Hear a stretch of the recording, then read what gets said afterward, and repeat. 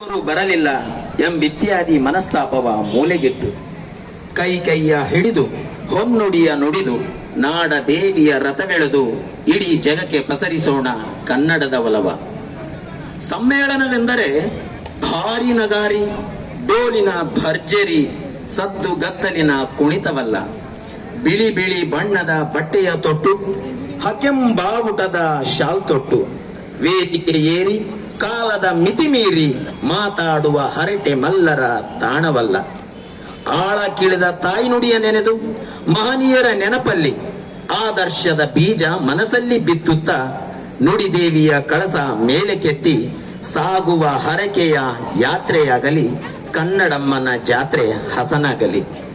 ಆದದ್ದು ಆಯ್ತು, ಎಲ್ಲವನ್ನು ಮರೆತು 67 ವರ್ಷದ ನಂತರ ನಮ್ಮೂರಿಗೆ ಬಂದ ಕನ್ನಡಮ್ಮನ ದೊಡ್ಡ ಜಾತ್ರೆಗೆ ಅಣಿಯಾಗೋಣ. ಬನ್ನಿ, ಪುನಃ ಭೇಟಿಯಾಗೋಣ. ಧನ್ಯವಾದಗಳು.